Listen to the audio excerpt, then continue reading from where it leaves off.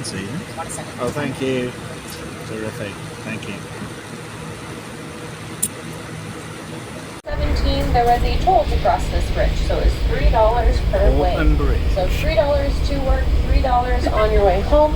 That's $6 a day times 5 days a week times 1 month of commuting. You would just get a nice little bill in the mail at the end of the month that said, please pay your toll fees.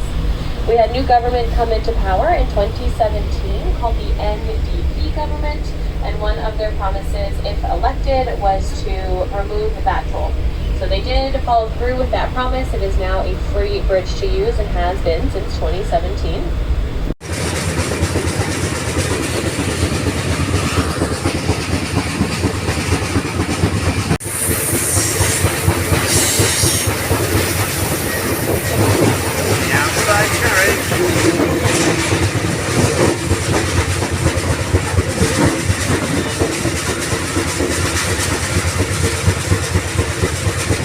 Fraser River.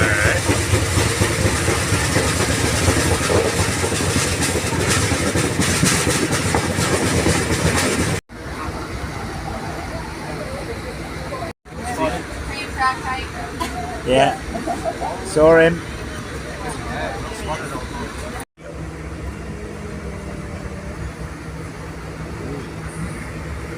That train on the other side still going.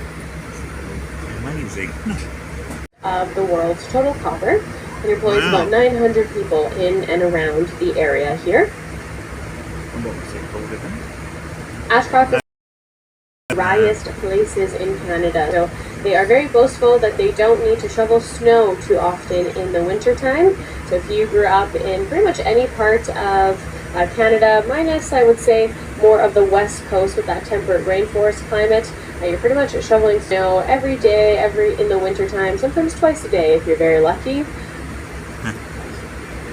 So as we're rolling through, we're going to see what's called Grad Hill here coming up on the right-hand side.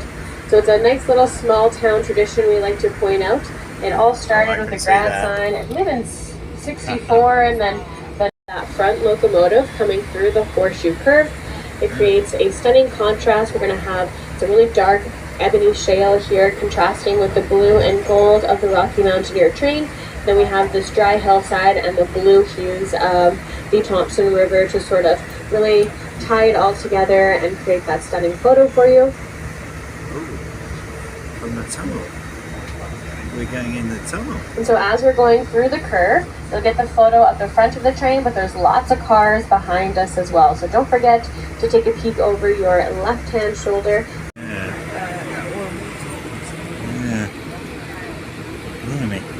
It's amazingly fast flowing, the Thompson River. Wallachine. The Campbell River. No, sorry. Thompson River. Know where to look for them. You will see them kind of popping out. They love building in dead trees. So in the big, tall, dead trees, and think about the Y or the crook of the tree. They build right in there made of sticks. Look at this. We got a bald eagle and his home right there. Fantastic. Look at that timing. Yeah. It's almost like I call. Here they are. Oh, very good. And that was before those divisional lines had been drawn. And so they were kind of fearing that they were going to draw those divisional lines along the 49th parallel. And if that were to be the case, then Fort Langley, if it remained where it was, near Portland, Oregon, it would have been lost to the Americans. Now, because it was so integral to us here during that time, they quickly moved it up the river into this location here.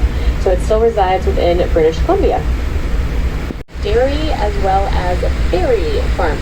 So those are kind of synonymous with the Fraser Valley here. This is a very lush, fertile area. So a lot of our local produce that's in and around Vancouver will come from the Fraser Valley here. And I know we've had some adjusted speeds here as we're sort of working with the congestion ahead of us, but we might pick up some speed. So if we do, just please mind your footing as you're moving about the railroad.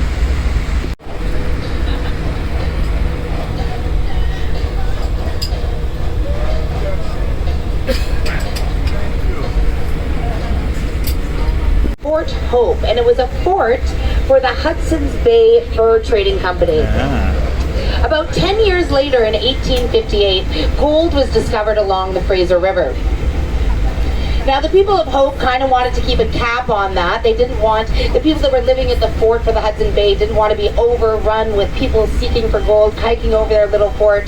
But it was very hard to keep quiet on the gold rush. And very quickly, people sort of started flooding into the area. In the summer months, when the weather gets very treacherous portion of the waters. And he thought that he was on the Thompson River, so this was yet to be named the Fraser River. So they really had no idea what they were kind of approaching here, and they were portaging through on hollowed out birch canoes, and he got to this treacherous area, and he wrote in his journal, "Surely we have entered the gates of hell." So this is where you're going to see that narrow opening. So if you're wanting a photo, now is the time. The tunnel comes very quickly. So just while we're here, I want to point out those metal concrete structures that we can see along the canyon walls. I want to point out the flow of the water and sort of how narrow that opening is. So snap, snap, snap. This is the best time to snap a photo as the front of our rail car is just going into the tunnel now. Everybody always gets mad at me because there's a tunnel here. You can, the train's about to go onto the bridge up front. And there's two bridges, and this is called Cisco Crossing.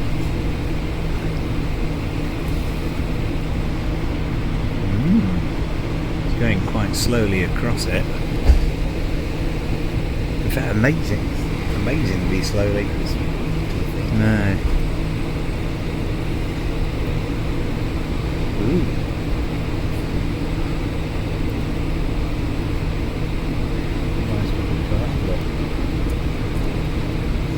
Cisco Crossing is an anglicized version of the word Siska, so S-I-S-K-A.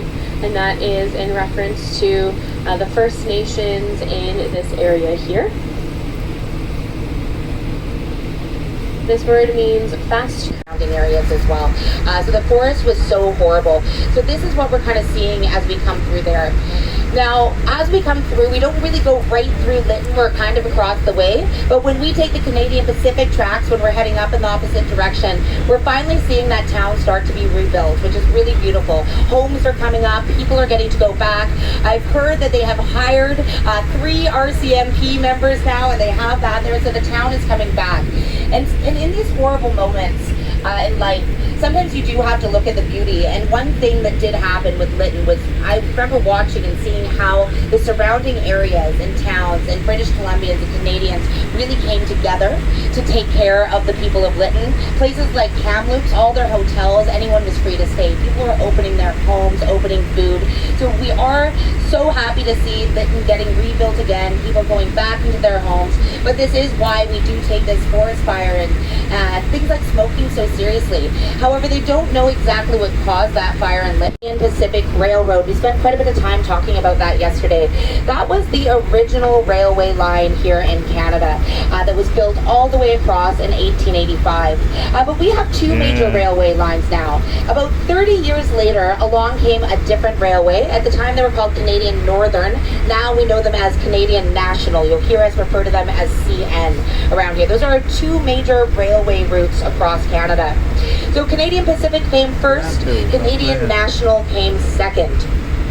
When Canadian National came along, they basically went up to Canadian Pacific, who'd spent all this time and all this work, as we know, we talked about during Craigellachie, mapping out the routes to make it through these canyons. And they kind of said, hey, can we build next to you over here? And what do you think they said? They said no way. Up to our left-hand shoulder, we're also getting our first views of Rainbow Canyon in the distance. You see those colors in the rock. Yeah, I did.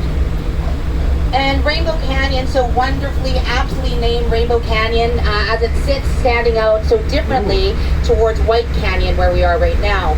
Also, folks, great views of the back of the train sometimes here. I always say it's important to look back from where you came from, because you never know what pictures might be waiting back there. I will point one called the Cutting Board and the Devil's Elbow and all these scary names. But the one that they say, one of the rapids that they named, that they say is probably the most difficult and the most fearsome of all, they named it the Mother-in-Law.